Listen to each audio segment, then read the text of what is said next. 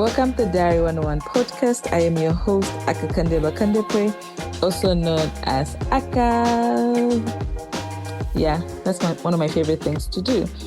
Welcome, guys. I think that I am looking forward to this conversation because I have been waiting for it for years now, and it's so great to finally get the guests I've always wanted on the podcast. So today's guest is a communication strategist, speaker, and former radio host and TV presenter whose work spans across media, leadership, and advocacy.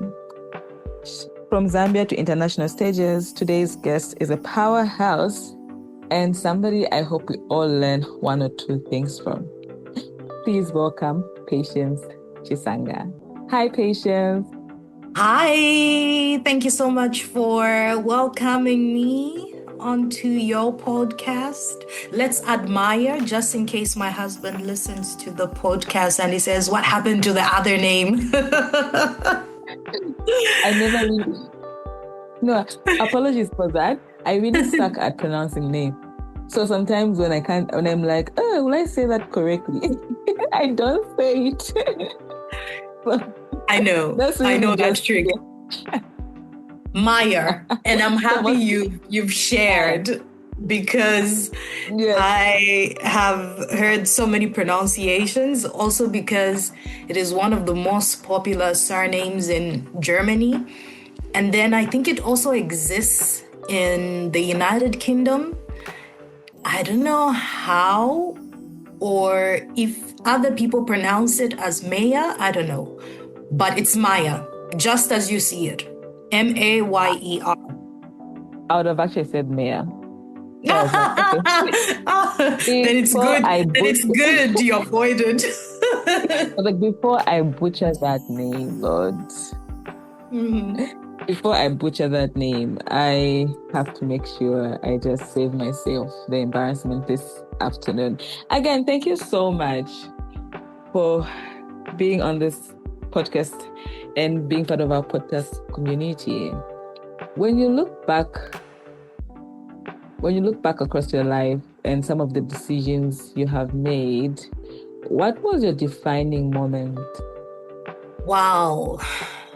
An interesting question, because I feel that every decision that we all make daily changes the trajectory of your life forever. And I must say it's been a series of decisions, walking onto a certain pathway, and then sort of just discovering another route, you know what I mean? So it's kind of difficult, but maybe I will say moving to Lusaka and studying at the University of Zambia was one of those decisions, because I do recall that after our high school results were announced, I had only applied to one university, which was the University of Zambia. And unfortunately, I wasn't selected for the program that I had intended to study. But I was so convinced that they had made a mistake. So I traveled to Lusaka and appealed for 2 weeks, trying to get a place at the university. And interestingly enough, I was eventually accepted after I defended my cause. And I was accepted in a program that I did not apply for, which was mass communication in the School of Humanities. However, I told myself what's important is that you get into uni. And so I got in and started studying mass communication, which I had intended to move away from once I got in, but I just went with the flow. And I enjoyed studying broadcasting, public administration, a little bit of political sciences here and there. The original intention was to study law. And to get into law, I needed to get into the School of Humanities. However, I was directly enrolled into mass communication. So the School of Mass Communication under the University of Zambia. So I grabbed that opportunity and it just went on. I think that that decision, I must say, is what led me to where I am today. That's so interesting. If I may add, I was also supposed to go to the University of Zambia, and I got picked for the program I wanted to do. I think it was economics at the time. And yeah, I got picked, but I wasn't given the bursary. So all my friends, actually, I think I'm the one person that got picked for the exact school I wanted. Uh-huh. My other friends were not picked, but in the end, when we all applied for the BC, they got BC and I didn't. So all the friends I came with from home, from Mongo, Western Province, went to the University of Zambia and I didn't. I think that was like one of the changing points of my life, because I've seen how so many things happened because I was at the University of Lusaka and so many opportunities that I had. So it kind of makes sense. So that your story makes me look back at maybe that was my turning point, and I wouldn't be where I am now if I went to the University of Lusaka. No, Zambia, to a certain extent, I think tertiary education shapes us. It really does shape us. I recall that I was also self-sponsored for about 2 years. So it was only in my third and fourth year when I got 75% bursary. But the first 2 years, my mom was literally just scrounging for funds to pay for my tuition fees at the university. So it grounds us. I think that is the foundation. Of course, the foundation is someone's upbringing, the family setup. However, university, you spend so much time in there, you get to see so much, and it's an important decision to make. Of course, life can throw certain curveballs at you, and it can just take you to a totally different trajectory that you never envisioned you would find yourself on. Yeah. I also think that you mentioned something as, of course, the foundation is our family, how we grew up, but there's also a certain extent to what university does for you, because also you were so used to being under your guardians or parents' roof. Now that you're on your own, it really does build your personality. You get to learn more about yourself, your personality, your character, who you are outside your family. Yeah, and it's such a good turning point for any young adult to experience that. True. Very true. I listened to your TED Talk, by the way. But I listened to it I listened to it a while back and I didn't get a chance to listen to it today. One thing that touched me was how you captured us as an audience. I was watching it online as you spoke about the lessons before marriage, the premarital lessons, and how they said, I don't know, I'm quoting and I'm trying to remember, it's been a while, so correct me if I'm wrong. You said Giovanna Chimbusa told you how you have to pick your battles and etc., etc. For me, it was such a turning point to listen to that. I don't think I hear a lot of marital lessons being discussed out there. And I found it very intriguing that you put that in your TED Talk to kind of capture the audience and tell us one or few things on how you made certain decisions. What inspired your TED Talk? And why did you add that element into it? I love that question. And I'm so happy that you watched the TEDx talk. I've been looking to... keyword TEDx. Yes. I've been looking to... Yeah, it's fine. I've been looking to share it with as many people as possible because Brian Tracy once said, your ability to communicate will account for over 75% of your success in your life and in your personal life. And the inspiration behind the talk was really the work that I had been doing on social media with regards to public speaking in the past, working in corporate comms, and over the years, I've just discovered the significance of communication.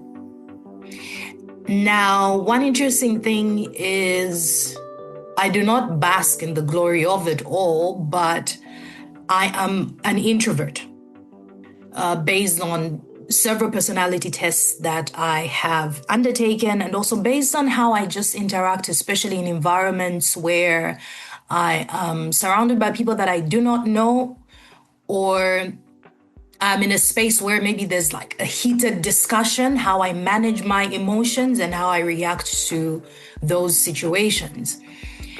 And there's something that Steve Jobs once said during a commencement speech, should have been in Stanford, I think, when he talks about you being able to put the dots together, only looking backwards, not looking forward. And I started to simply observe myself with regards to how I communicate and the feedback that I've been getting from different people, from my family members, from my friends or people that I work with. And certain comments would be like, how are you able to do that? Or how are you able to communicate like that? How are you able to function under so much pressure? And you start to realize that your upbringing shapes how you communicate. Maybe you were taught you're not supposed to speak when other people are speaking. You're not supposed to be loud. You are not supposed to offend people. And the fact that I do not consider myself as the loud type of person or the debater in real life conversation. Of course, in high school, I used to be a debater, but in real life conversation, I am less of a debater. And I think all these things just sort of fed into the whole concept of whenever I communicate, I need to have a sense of emotional intelligence with regards to why is this person saying what they're saying? What state are they in? And if I do come in and share my thoughts, am I allowing their state to influence my emotions and my state? Do I love myself enough to protect my emotions in this situation, to detach myself from the situation, still be able to share what I want to share without allowing someone's emotion to control my emotions? So it's a series of ideas, a series of situations that I've been in, and also not running away from the fact that I am Zambian and I have been taught a certain way from a very tender age with regards to how I communicate. And the lessons that I had leading up to my marriage were a lot. And so I decided to just deep dive into identifying certain scenarios from my life that influence how I communicate, and how this whole idea of authenticity is a very complex issue, because everything around us shapes who we are. So when you're questioning authenticity, you need to ask, what is shaping your authentic self? It could be your upbringing, it could be your mentor, it could be what you have seen as right in the past, or what you were told is wrong in the past. And all these tiny things really feed into how we communicate. And for me, I've just come to a level where communication is about love. So if you love yourself, you will ensure you communicate in a way that it doesn't harm you or it doesn't harm the people that you're communicating to, because you either love the result of what this conversation will lead to, or you love the result of why you are working together on this particular project. And if you love that enough, you will ensure that the communication that is happening within your realm is something that is not harming anyone to an extent that it destroys or disturbs the overall goal of that conversation. So it's an issue of balancing, and the best way to balance is to love yourself enough to express yourself fully in a calm manner without losing yourself, and also to be able to be fully present and actively listen to what other people are saying. So in short, I was playing around with all these concepts and all these ideas, and based on the conversations I was having with the organizers of this TEDx event, we landed with what you now have on the TEDx site, where I share the idea that authentic communication at the end of the day is simply loving yourself enough, and also loving the overall result of your communication goals, and loving everyone that you are communicating with. And because I'm Zambian, I love my Zambianness, if I can say so. I love my culture. I was delivering this TEDx event in Germany. It's a whole different culture. And I was just sharing this idea of how we as Zambians communicate, but how we communicate is universal. How our upbringing shapes us is universal.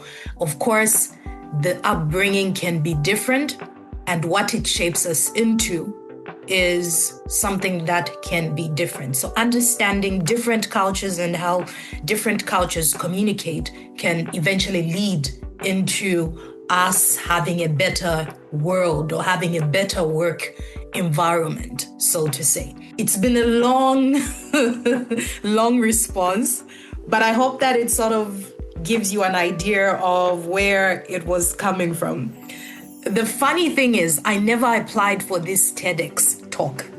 I was approached based on the work that I had been sharing on social media, and the TEDx organizer reached out to me and said, "Hey, we've been following your journey and you are really passionate about what you're doing. We are wondering if from all this that you share online, is there something that you feel is worth sharing on a TEDx stage?" That is how it all went, and we came up with it. So before I was approached, there was no TEDx talk. The TEDx talk was sort of inspired by my work in communication and storytelling. That's interesting. You mentioned something to do with Steve Jobs, connecting the dot, his commencement speech at the University of Stanford. It's my favorite commencement speech of all times. Wow. Apart from there's also the Make Your Bed one by, what's his name? I've forgotten. But yeah, even the Make Your Bed commencement speech is really great. And I now understand, and I feel like the listeners will understand where it all comes from. And it's I like how you placed it to incorporate your culture, your identity. You're from Zambia. This is how we do it, how we do stuff.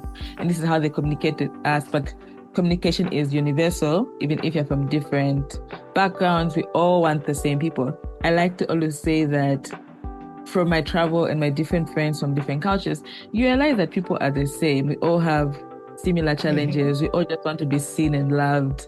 We all just want to have family, friends to share our happiness and struggles with. So yeah. I'm really glad we could dive into that. Again, I liked it so much. I think after watching your TED Talk is when I reached out to ask if you could be on my podcast. A long time ago, yeah. I think it does. I don't remember, but I think you're one of the things. Then you said you liked the episode that was on the Do It podcast, and I was like, yes, finally she'd seen me somewhere, so I can reach out again. Yeah, I know, right? I think the time you had reached out to me, I was actually in Zambia. And I just had like a series of projects back to back. And to be honest with you, it was very overwhelming. And we couldn't make it work. But I think I put a pin on it to a certain extent. Something told me just put a pin on it. It sounds like an interesting opportunity. And I think after you reached out, that's when I even started following your podcast. I also started following the podcast that you featured on prior to the time that you even featured on it, because I was just interested in listening to the fresh thinking, the fresh content and material that was coming out of Zambia. And I really liked the conversation. I really, really enjoyed it. I listened to it from start to finish. That was mine. I don't think I have listened to it. I listened to it from start to finish. It was really exciting and interesting. And yeah, it was so authentic. If I would be honest, I think that's the first time, last year was the first time I agreed to do a podcast and a Facebook Live with somebody. I would always say no, but Mwaka and I did a trade. He came on my podcast, I went on his podcast, but his was more visual than mine. And I think it was like 2 weeks apart. And I told him, like, honestly, I just feel like Hansling. And he's like, you're coming. But I'm glad I did it. It was so out of my comfort zone. I still can't believe I said the things I said and I put them out in the world. But yeah, for the first time, I really expressed what I think. I don't even say half of the stuff I think on my own podcast, but I really was like, guys, what's going on? So it was such a fun episode to do. I don't know if I'll do a podcast again, but if I'm invited and it's for a good cause, maybe. Yeah, I guess it comes down to what I always love to say. Everyone has a story, and you just never know who's listening to that story. So it's a gift that we give to the world, sharing our journeys, sharing our ideas. Yeah, it's a gift. So I'm glad you did it. Me too. Again, it makes me smile so much, but everybody sees me now like, you're on that podcast or you have a podcast. And I'm like, I'm just a girl trying to run it around. So I don't know how I feel about being associated to something, even if it's good. I like living my life mysteriously, but yeah, it's becoming hard. Mm-hmm. But it's for a good cause, I think. Yeah. It's a cost. Yeah. It's the cost of trying to do something good in the world. Mm-hmm. And I guess it's worth it. It is. You talked about how being invited on TEDx was inspired by the work that you do online and how you talk about communications. I have seen that. Again, it's so inspiring that I follow it and also implement some of the tips that you give out. The TEDx organizers reached out and you said yes, and you have an amazing conversation out there to inspire all of us. Let's talk about the work that you do in talking about public speaking and Toastmasters and how that has shaped the way you view the world and communicate. In 2017, I walked into my first Toastmasters club meeting, officially, so to say, after graduating, working in radio and TV. I had just gotten my first full-time job in corporate. That was at Madison Financial Services PLC. When I walked into that meeting, I found people that were delivering speeches and speaking for purposes of personal development and, for lack of a better term, for fun. The interesting thing is they spoke so well. I was given an opportunity to speak as well, and somebody gave me feedback on my delivery, my body language, what I could have done better. And that challenged me a lot. At that time, I was someone who had done pretty well working in radio and television. I think I was one of the highest paid radio presenters at that time. I had just left the breakfast show on Hot FM Zambia. Now I was heading a department under corporate communications for a group of companies. And the reason why I went to Toastmasters International was because I wanted to work on my presentation presence and my leadership skills, especially when I was in some of these boardroom meetings where I have 4 CEOs, 4 CFOs, and just leadership of the organization. It was just a way to really work on myself.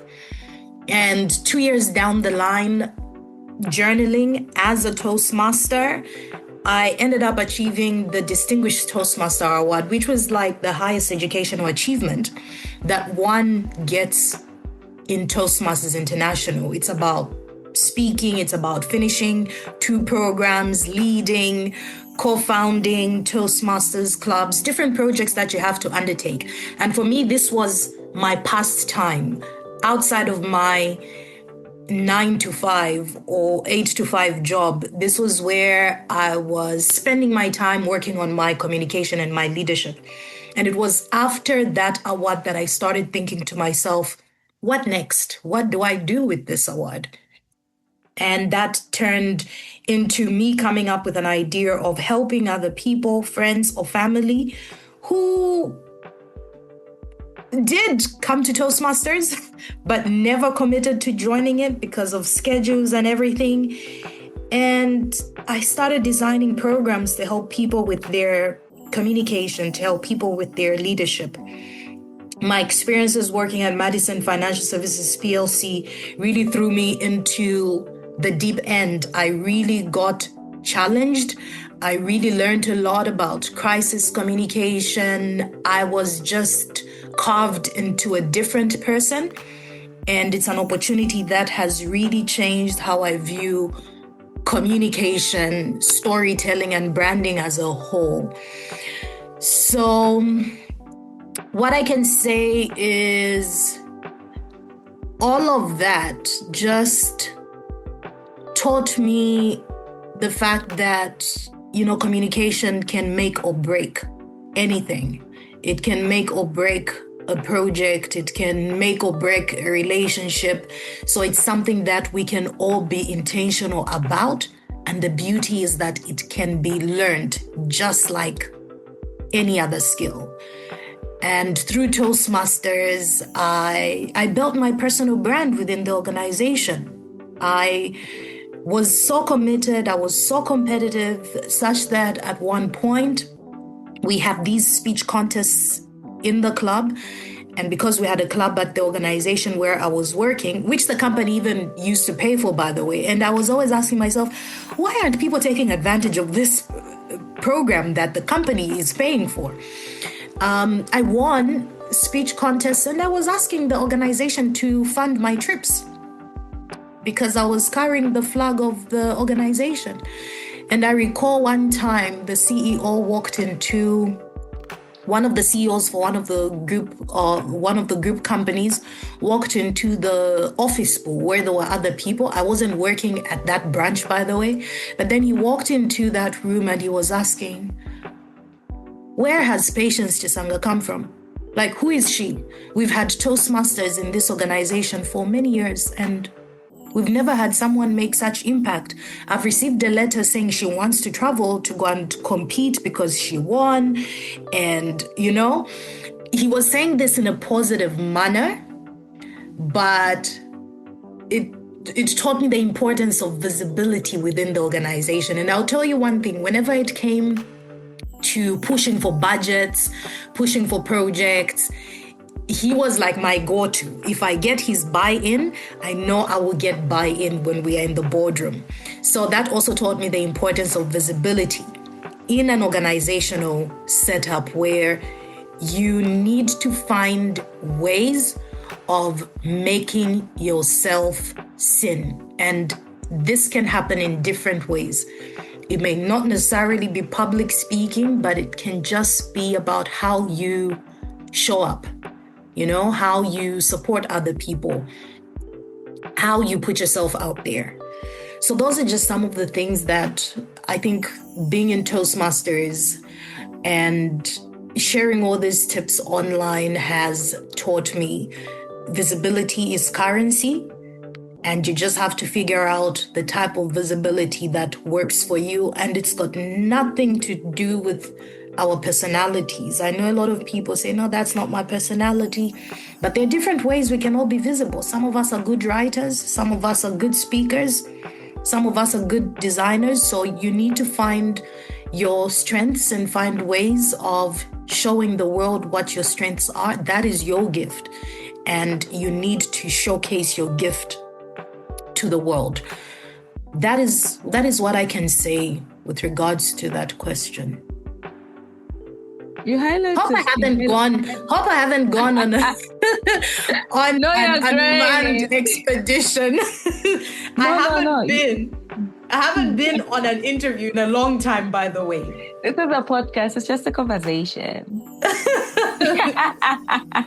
I think this is my second interview since last year in February or March. Yeah. Oh, well, so a year later.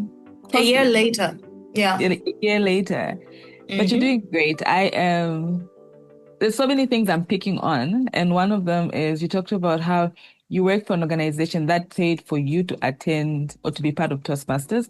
And a lot of people in the organization didn't take advantage of that. It takes me back to the work I do at the University of Lusaka, and also just my stay as a student there, because I was a student, then now I'm part of staff. Yeah. What I noticed was opportunities would always be there, and would have our lecturers and faculty talk about these opportunities. Even now, I'm on the other end. I'll always talk about different opportunities that will benefit young people or a student. And I would notice that they don't take advantage of it.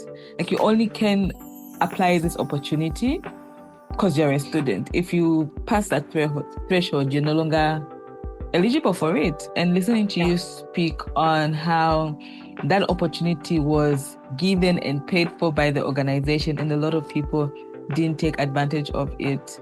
Why do you think people don't take advantage of opportunities or intentionally want to invest in their personal development? It could be different skill sets. I love that question, Aka.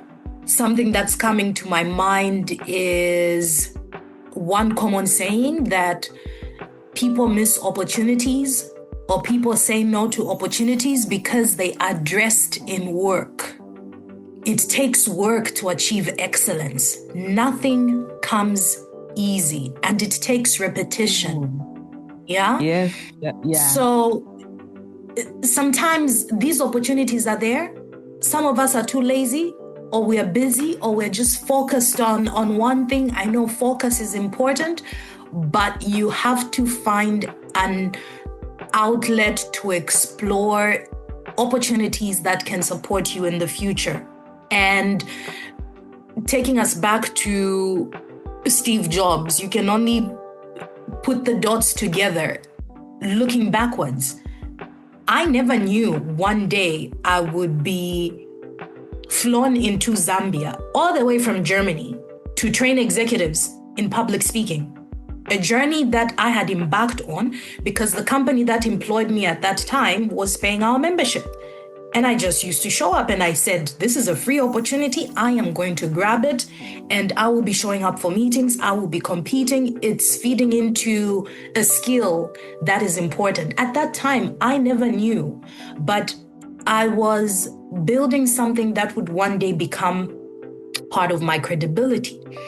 So if I were to say something to encourage anyone out there, whether you're working, whether you're in university, you need to be thinking of how best you can personally develop yourself. And some things, yes, will look like work.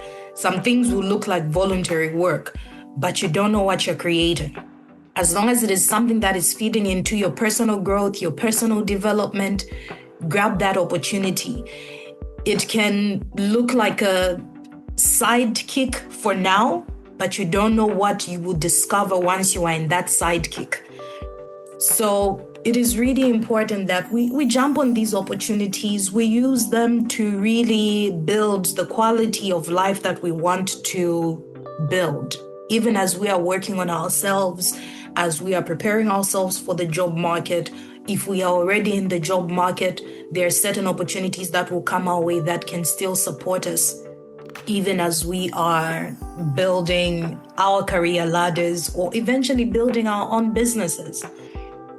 I have to admit that most of the opportunities I got or I get is from my own initiative that I took when I was a student. It's it's the opportunities I took it's what made me visible. Like you, I'm an introvert, so I do like my space a lot. I love people, but I love my space. And because I'm such a loud person, people assume I'm an extrovert. But Yeah. I've also got to learn myself a little bit better and how I want to be visible by doing certain stuff in university, not the book smart, but I was smart in other ways. It gave me the opportunity to do the things I do now and put them as reference and keep building on that. So yeah, it's very important, like you mentioned, to always seize the opportunity you have in that moment, even when you Yeah. think that there's not so much you could learn afterwards. Yeah. You know what? You've just reminded me of something. I like to document my thoughts, and these are what you will usually see on my Instagram pages or any other social media platform. And one of the recent thoughts I had was this issue of introvertedness and extroversion, and how the two have no impact onto the quality of your leadership or the quality of your communication style. They just show you how you manage your energy and your speaking range. So I like what you're saying about you like your space, because I do the same.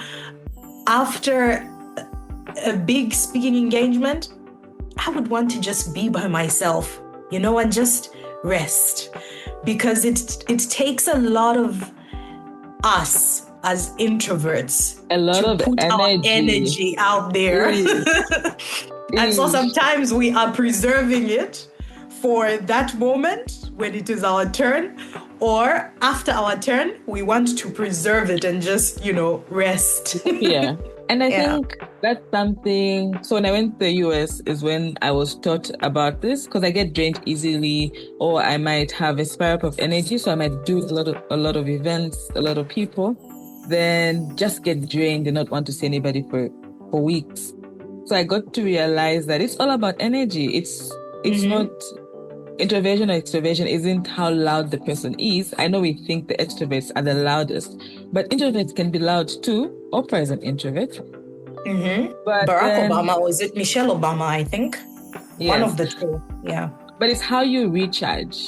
It's how I recharge. And I'm reached the point where I don't want to convince anybody that I'm an introvert. You just know that if you call me, I will not answer. Like, I don't have your kidney. Yeah. On Sunday, I don't have your kidney.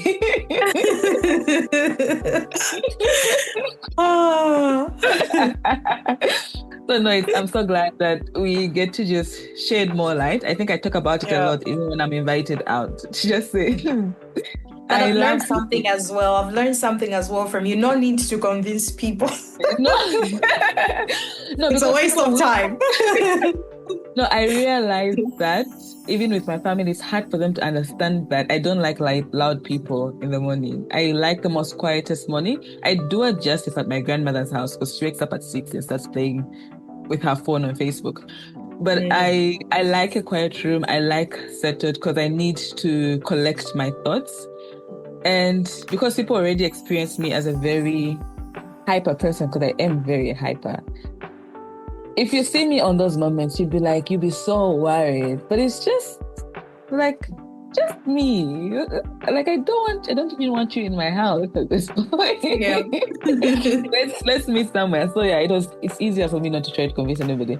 But I know when to leave an event and not to go to one. So I'll go home. I always say, just know when to leave an event and an introvert. When it's your time, you just go see you guys later. So yeah, it's a very interesting thing that would help a lot of people. We should be taking personality tests in Zambia a lot. It would save us a lot of conversations and trouble. That's true. Step number 1 is always to be very self-aware. Now I remember. This is what I loved about that podcast that you did. I think you also talked about self-awareness. And I was yes, that is key. That is key. I think one of the key things about me and my very core foundation was going to the US changed my life, obviously, but it didn't change a lot of things about me financially, education-wise, like building a company. but it changed how I viewed the world and also showed the gap that's there in our education sector and just our awareness of different tools that could make us better. And that's what most of my work is all about for young people is you just need awareness. You just need to not say, I'm not a morning person. And you don't need to convince other people. You just need to understand that if it's 6 p.m. on a Friday and I've been on a marathon of work as an introvert, I will be drained. Am I good company now, or should I not go to this event and preserve my energy? And if I have to go to the event, how long should I stay at the event? Or what conversation should I entertain? I'm always at the food section at any event, or the drinks and the wine. I'm just like, is it time to leave? But it's very important. I think it saves a lot of stress. So even now, I don't try to convince anybody anything. Everybody closest to me, I'll just go like, oh, okay. I still like, it's not a good bet for me right now in this moment. Not that it's a bad thing. And also, I think now I'm learning, just because it's not a good bet for you now, doesn't make it a bad thing and doesn't make the opportunity bad, or you want to make the other person feel bad. It's just not a good bet. Just not the right time. So yeah. Yeah. Okay. Look at me, mambo. No, I was enjoying myself. Talking of the US, just another quick nugget here, taking us back to the same concept of most people avoid opportunities because they are dressed in work. I remember going for the Mandela Washington Fellowship. I was in the second cohort, and you won't believe it. What got me into that fellowship, and this was the second time I was applying to go on to the Mandela Washington Fellowship. I was not selected in the first cohort. I was selected in the second cohort. And what changed from the time I got my no to the time that I actually got in the second year was voluntary work with the Global Shapers community. I started this one project where we were giving back into the community, hosting mentorship sessions, hosting different projects where sometimes I was not even the lead person on the project, but I was like one of the key people that was supporting these projects. And the second time I was being interviewed, the difference that was there between my initial application and the application this time was I was now a bit more self-aware with regards to where I wanted to be professionally and where I would serve in order to improve the state of the community in line with the work that I had envisioned myself doing 5-10 years from then. So I thought I'd just throw that into the conversation. You just never know. One thing also about that, just to add on, is I went for a similar program, but I didn't go for the Mandela. I went for the study for the US Institute. There's an all-girls thing, and we'd go to different universities and would travel in different states. And, I asked a lot of people to apply to go for this stuff because none of us would know when they would stop funding and these programs would end. I think sometimes we always make an assumption that this would always be forever. Like, it's being funded, it's being this, and it's going to be forever. But a lot of people couldn't qualify. Again, I started volunteering when I was 15. A lot of people couldn't qualify because none of them had no work or volunteer experience. So everybody was like, I want to do this. I want to apply for that program. You went. And I think they couldn't qualify because they had no extra curriculum activity that was giving back to the community or having impact on the community. So yeah, just putting it out there. I know that some of these programs have come to an end or are on pause, but there's so much opportunity out there to try out. They are really, Mandela Washington and other programs are really life-changing. It's when I came back, I wasn't at the same league. Everybody knew that, hey, that girl is gone. You are wired differently. You don't come back the same. You are wired differently. You think on a different level. And I always love to say that the only other thing that is better than getting an education is exposure. Yes, true. And how do you get exposure? You get exposure through reading books, if you can, travel. If there are opportunities that come your way and you can travel. But you can read books, you can watch documentaries, you can interact with people, ask questions, talk to people. Exposure is everywhere around us. So we need to avoid staying in our cocoons, and the world has got no border. Yes, there are borders politically or geographically, but when it comes to exposing your mind, we are living in a borderless world with artificial intelligence. I don't think there's anything that you cannot learn. There's just so much to learn, so much to gather. And it's important that we sort of become sponges. Like you were saying, you were in the States, you didn't come back the same because your eyes are just opened to a different culture, a different way of life, a different way of thinking. And it's up to us to pick what can push us forward with regards to what our goals are. Yeah, I have to admit, and I come from a very educated family, but I always, when I went to the US, my family said, Aka said she would go to the US ever since she was a child, because it was a conversation I was having with my grandfather.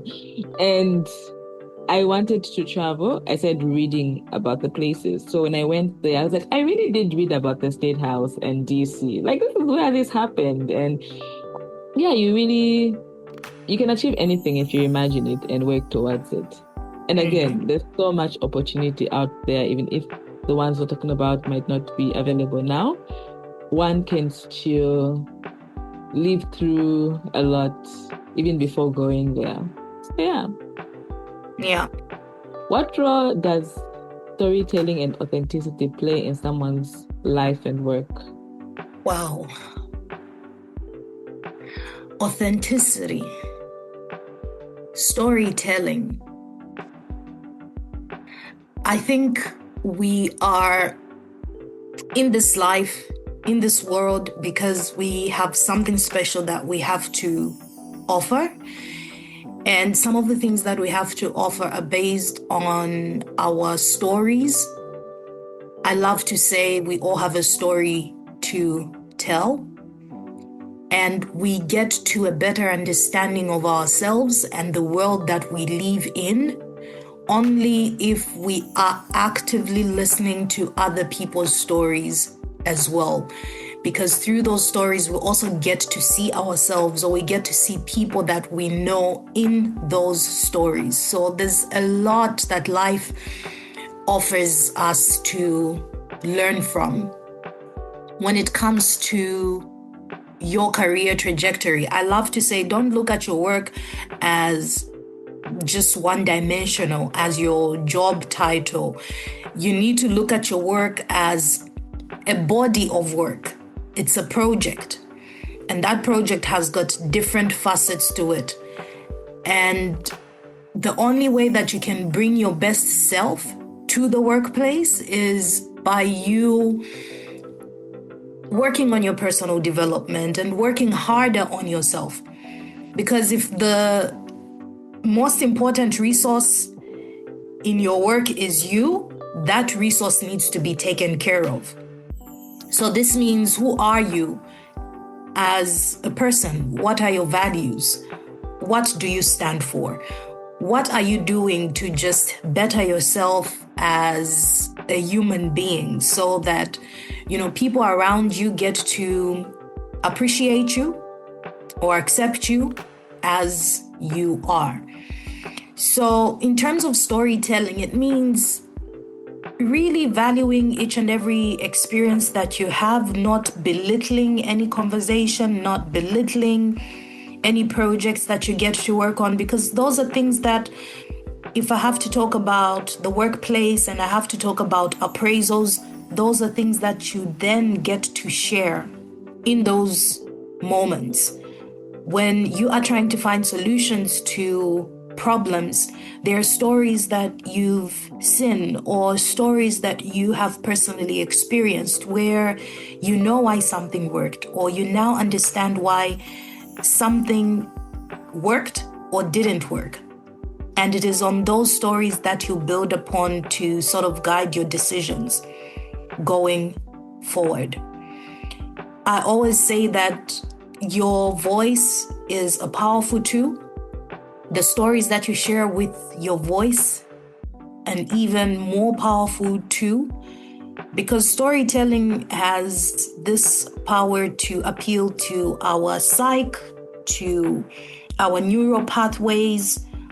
People connect better with us based on our stories.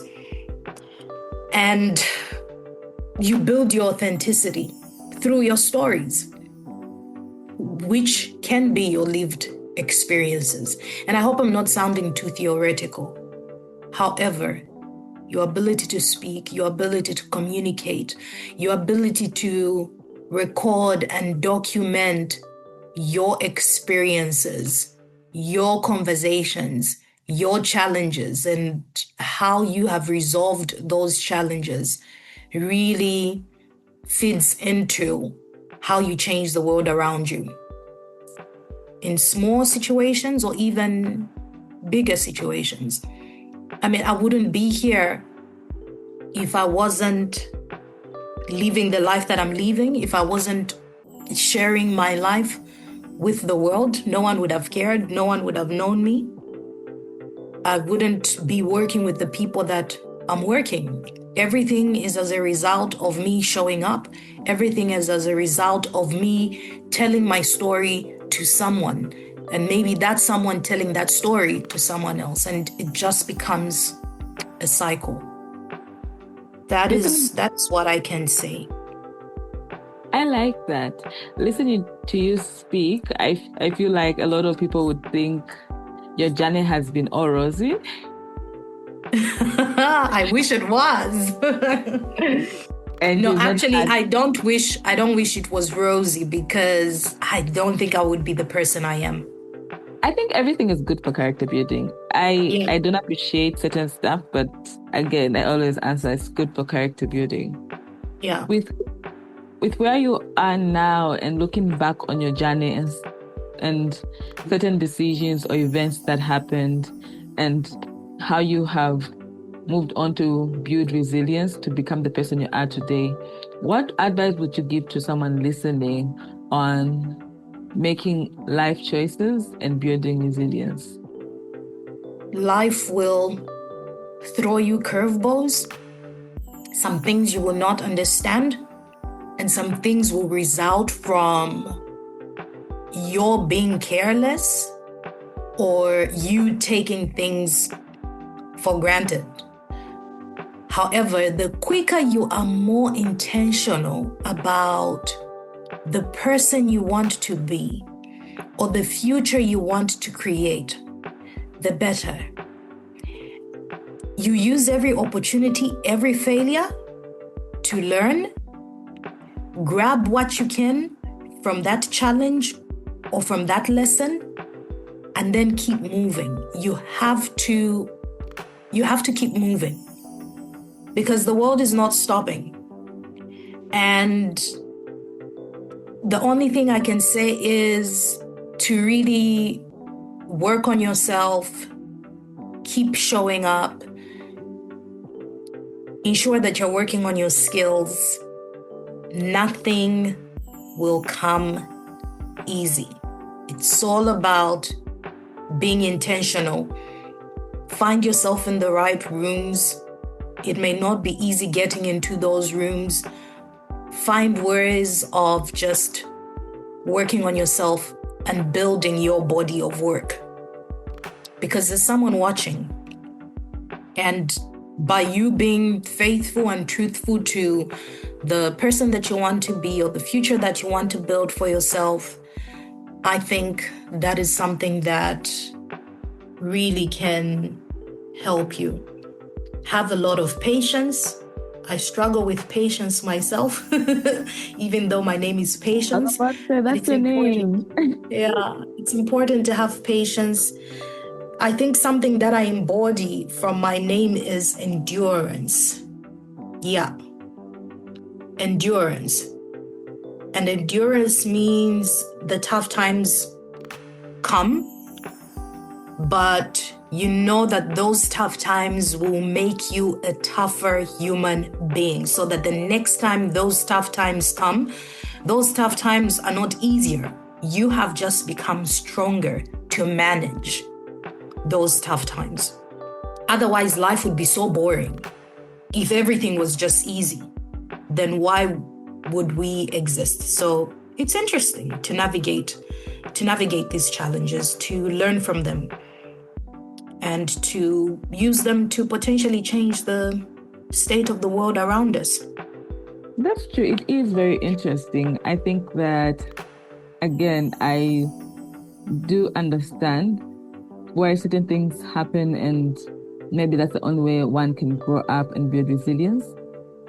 But yeah, again, I don't appreciate certain things, but they do play a role, like my mentor always says, and it's something to always, every experience is something to always learn from, or just learn not to learn from that experience.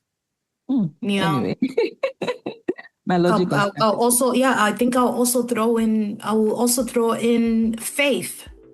You know, you need to have faith. You need to take care of your mental health. You need to read the word. I was brought up in a Christian home. I find a lot of comfort in the word of God. It helps me navigate those tough times. I find a lot of help in talking to family, talking to friends. And sometimes you need people that will give you the tough feedback, because feedback is food for champions. So you need to get that tough feedback. And sometimes our failures are also feedback. They're showing us something. They're showing us something that we did wrong, something that we can do better. Otherwise, I have received many no's. I have knocked on so many doors that didn't open, but time and chance happen to all of us. And there are doors that have opened for me that I never envisioned would open. So sometimes we are in situations where we are maybe knocking on the wrong door, and then there's a better door or a bigger door. So we just have to keep our mind and eyes wide open and give something to the world in order for us to get something in return.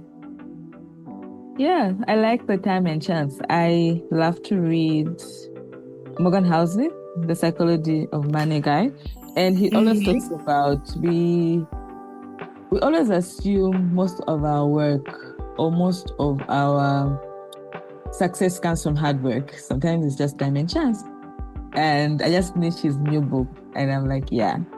So he always ends with that, or adds it in one of his books. So it's something very important to realize, to just say time and chance, but everything else does count as well.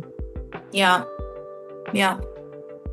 You have to be ready for that time and for that chance when it happens, you know? And everything you go through that make you resilient is preparing you for that time and chance. Yeah. What advice would you give a young person getting into the job market right now? If I were to be actively in the job market, because now I've gone really deep into consulting work and running my own startup. But if I was to go into the job market right now, and I will say things that I have noticed most people aren't doing, especially fresh out of college people, straight out of university. Number one, be very intentional about your personal brand. A personal brand is a body of work.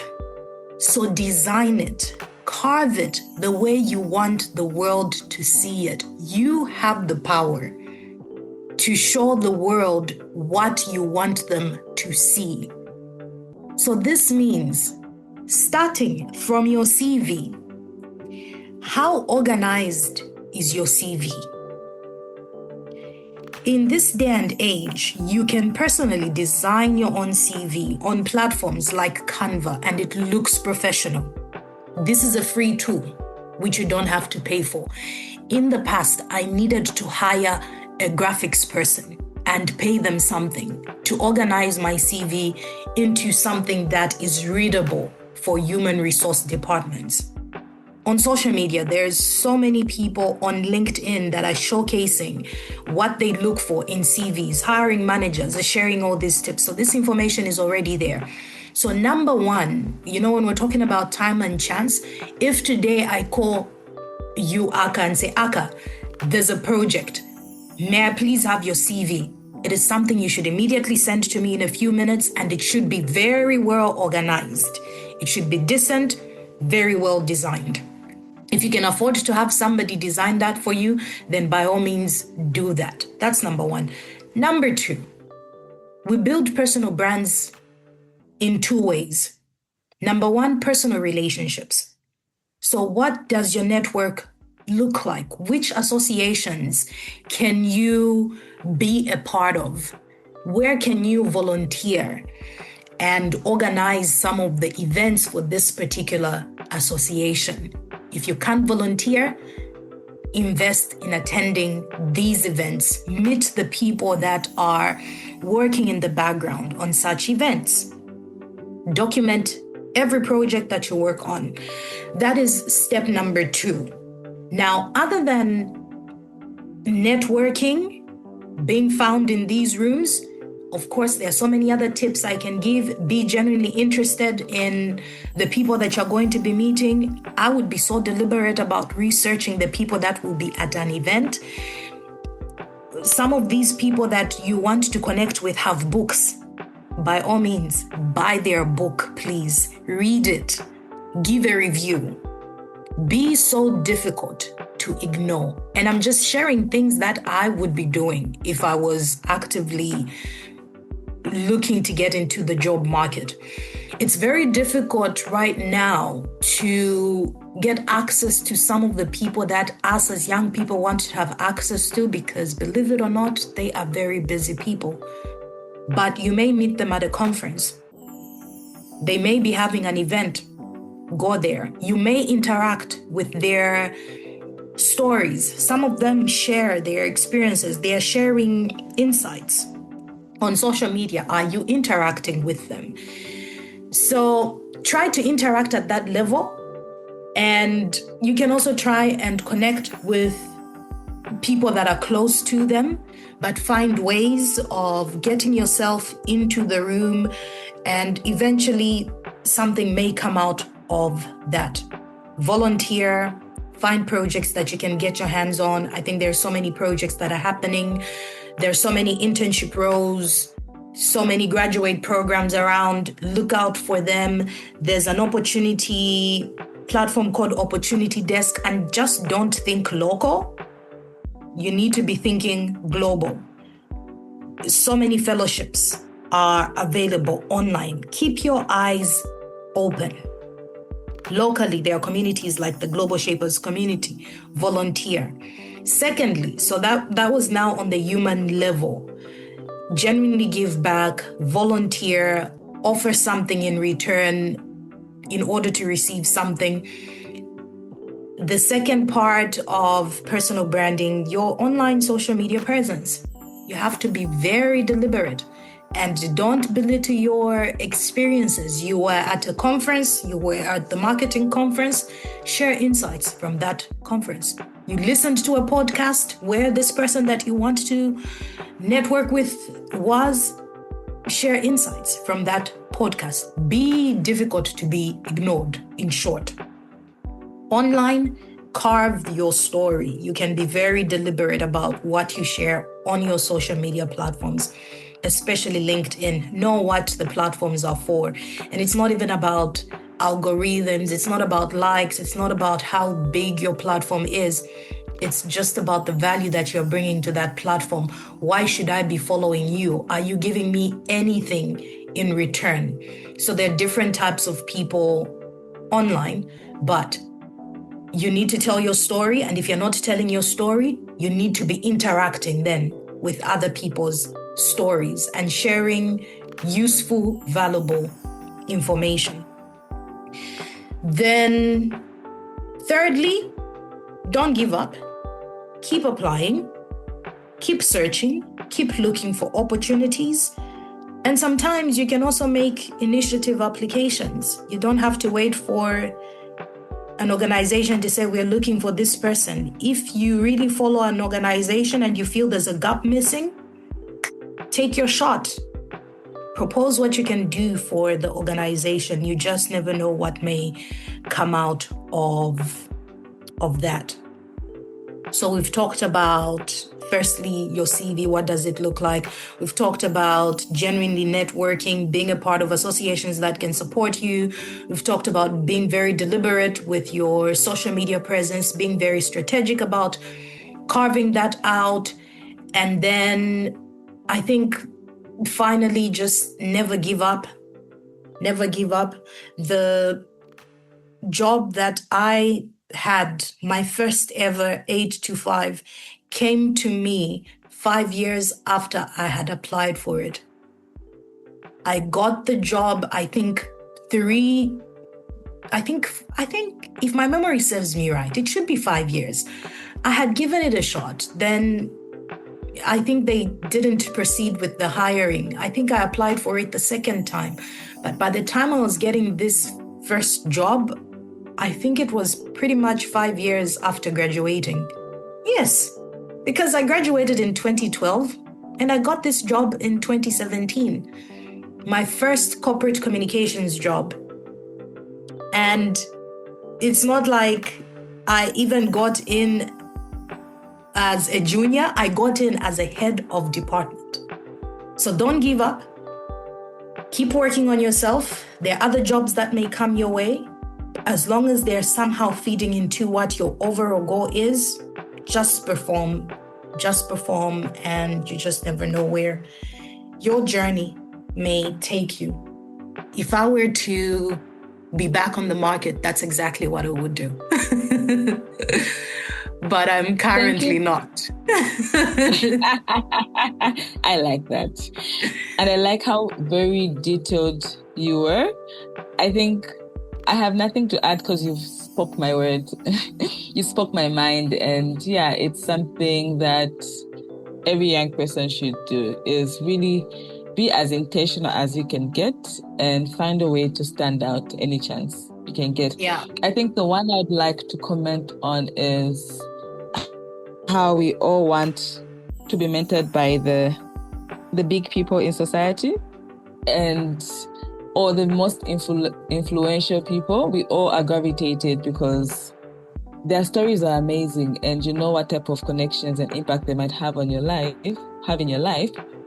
But it's also very important for a young person to understand that they have the least time. They don't even give you their numbers half of the time, or their correct numbers half of the time. So there's so many people around you that could help you.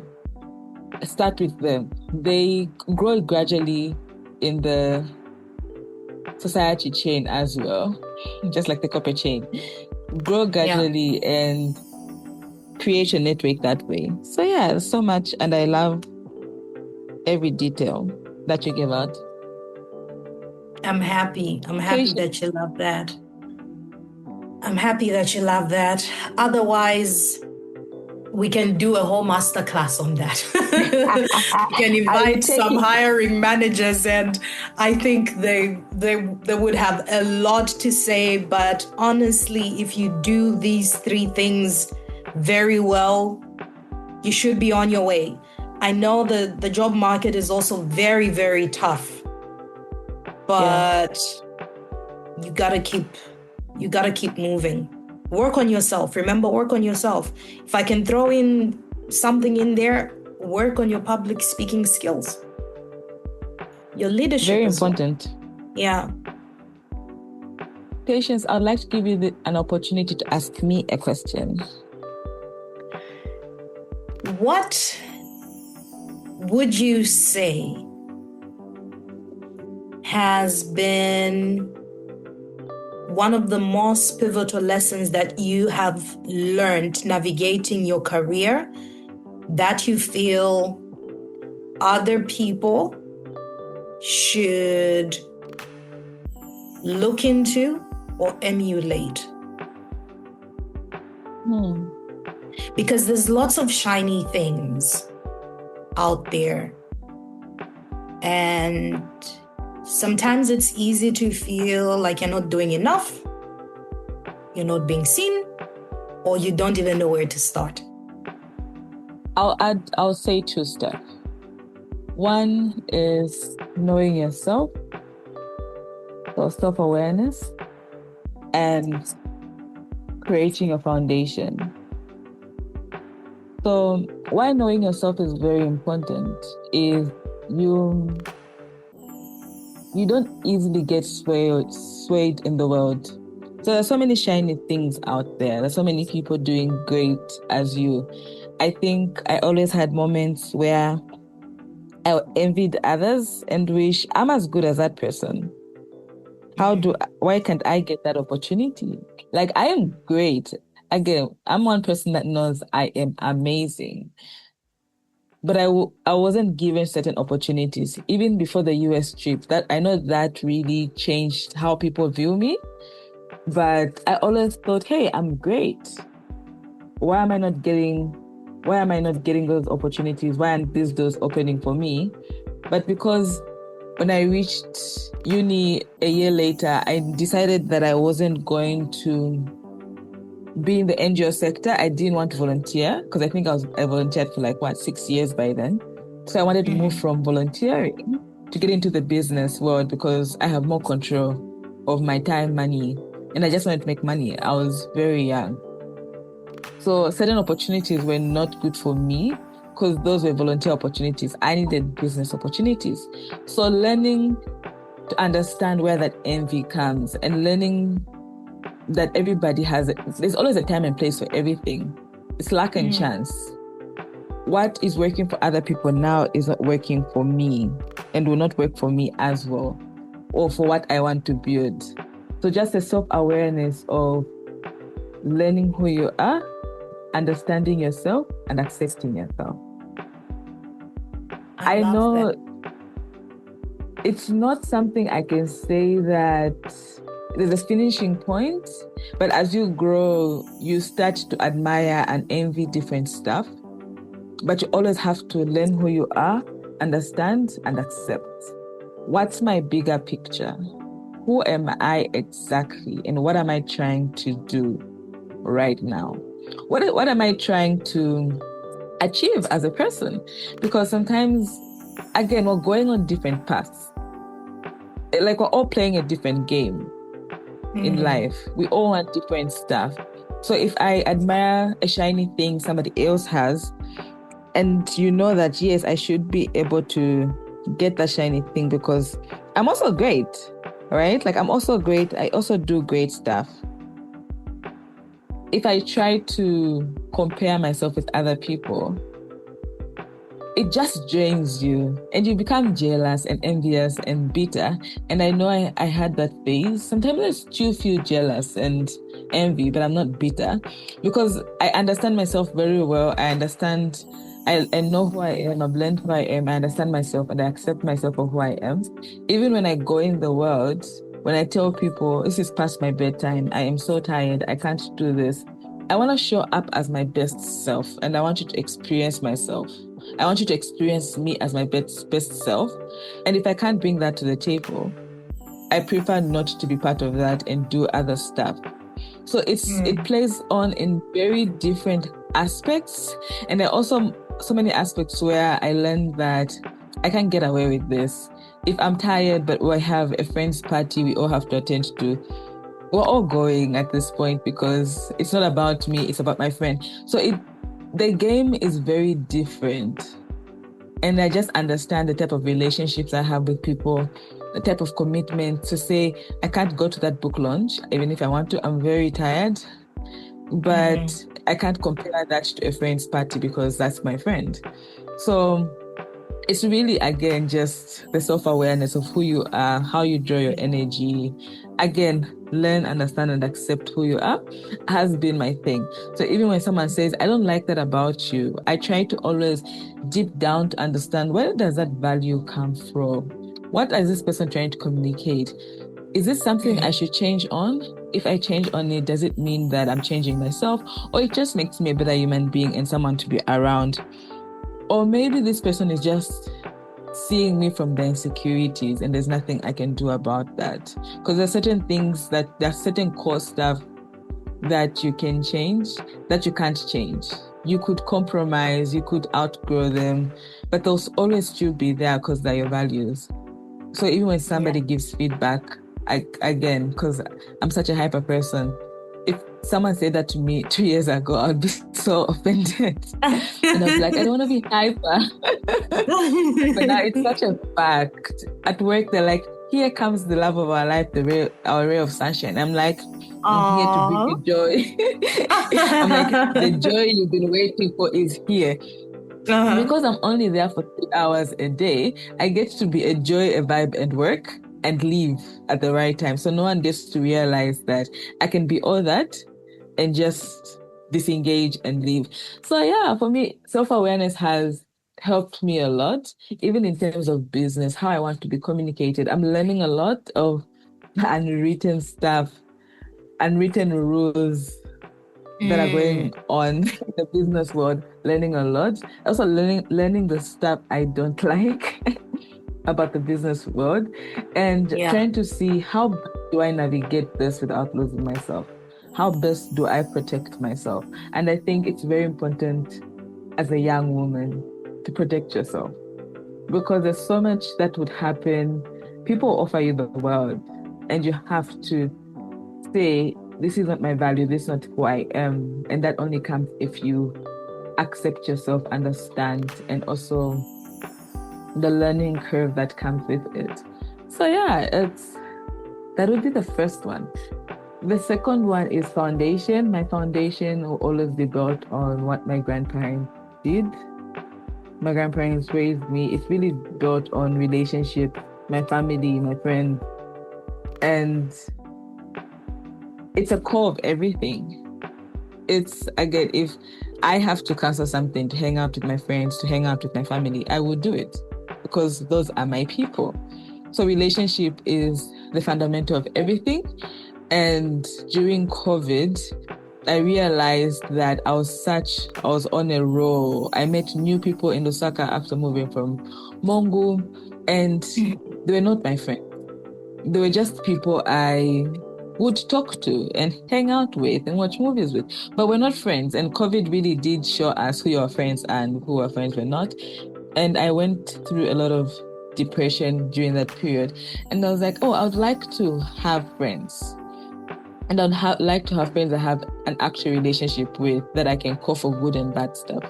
I'd like to be able to reach out to my family and we could just talk, and it doesn't have to be at a funeral, at the wedding. It's really just constant communications and check-ins and everything in between. So during that period is when I decided to remove myself from the social world and my private life, I think for 2 years, and just build valuable relationships where if they call me now, say this happened, I can pack my stuff and leave. Because I'm like, that's my friend. If my family calls, I can do the same because they would do the same for me. So having a foundation of where you can go back to. So even when life gets hard and society, adulthood kicks me in the ass, it really just goes to calling a friend or calling a family member. Sometimes I remember last week I called my aunt. She has the same name as me. Before I left for work, I called and said, hey, I'm checking in, and we're laughing. And she's like, you're checking in before work? I was like, hey, I need to be reminded that I'm loved at home. We're going nowhere. So it's those little things that even now, I might stray a little bit, but it always goes back to the same. I'm always on calls with my family and friends. And I'm like, guys, don't we talk to each other a lot? But I get it. It's really the foundation of everything. When you experience love at home, it's easy to go in a world that shows you that you're not enough. But at home, even if I have nothing, they just want me alive. And as a young woman, that has been very important. I think last year was a year. Was it last year? Yeah. When I graduated, and a bit of last year was a year I didn't work.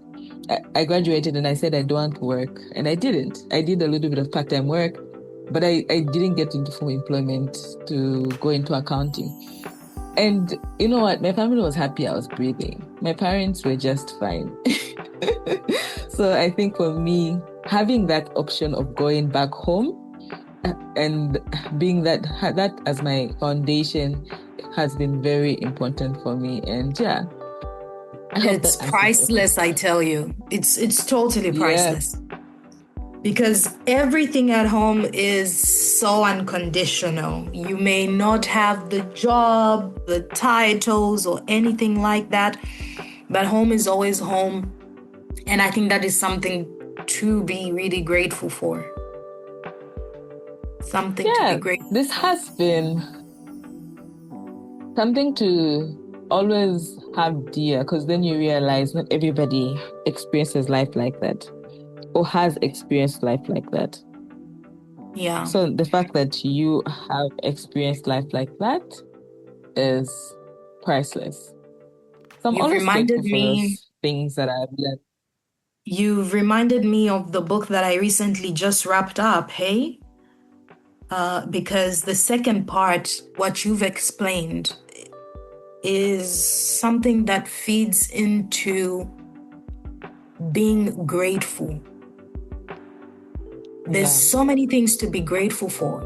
And sometimes, based on what your number one was, your first tip, it's so easy to be distracted and to focus on this person has that or that person has that. Why is that person getting that when I should be the one getting that?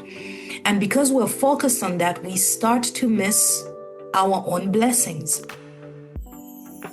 And we need to realize that, focusing our minds on what we do not have can be detrimental to our mind.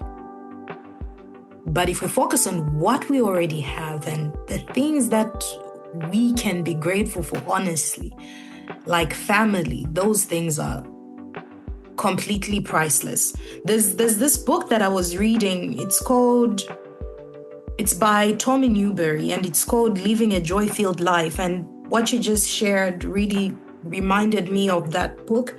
And I also got reminded of the fact that we cannot all be good at the same things. We're all put on this world to be good at one thing. We are like pieces of a puzzle. So someone having something does not mean you also need to have the same thing. We all get different things based on our role to play in this puzzle called life. So thank you for that reminder as well, to be grateful for something that is totally priceless, and that is family. And unconditional love. Listening to you speak reminds me of the book I just finished, which is The Art of Spending Money. And I think it's such a timely book to read. It's by Morgan Housel. It really gives you a perspective on why people spend money and how we value it. He always has a very different way of writing stuff. And when you talked about a part where, I think I've forgotten, but I think you remember when I say this. He said we all can't be successful at the same time. So chasing money and hoping you could be better than the other person is realizing that in this world, there's always going to be somebody better than you. So you really can't compete with that.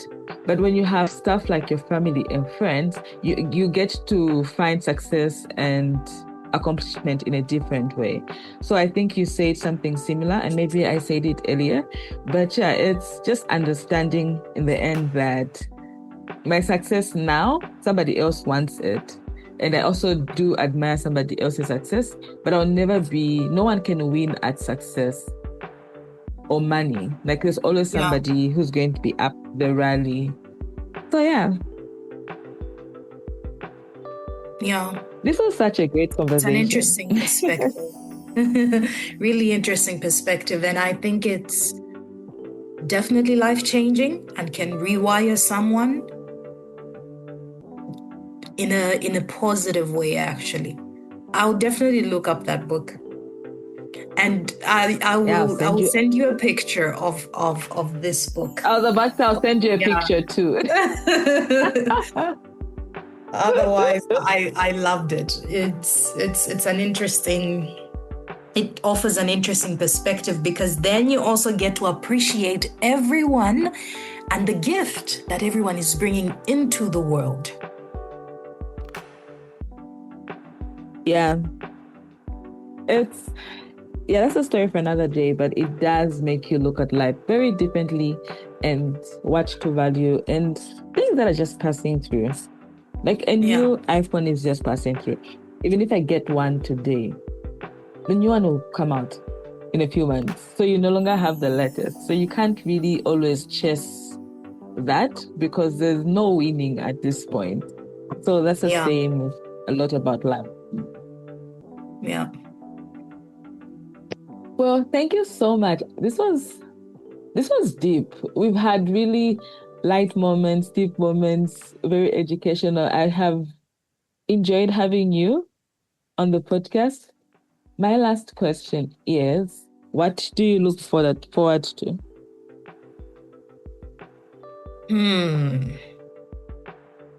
I look forward to a lot of things, Aka. With regards to personal life, work life. Whatever you want to share. What do you want to share that you look forward to? I look forward to being. I look forward to just being present, being fully present with family, being fully present with work, being fully present with my passions and my talents, and just finding fulfillment in the odyssey. It's not as easy as it sounds because, based on our conversation, we are living in a very noisy world. And because we're human, it's very easy for us to be distracted. However, right now, on a personal level, on a professional level, my overall goal and my aspirations are simply to be present with family and friends, to be present in my work with my team, to be at peace with the world. And I know that in order for me to have that fulfillment, I need to work on myself. So I'm looking forward to just being able to make the time for myself, to better myself so that I can be better with my friends and my family, so that I can be better with my team, my community. And just finally, there's one tip that I like to share when it comes to public speaking, especially when I'm talking to my clients who are addressing large audiences or are speaking on radio, on TV, or on social media. I always tell them just speak to one.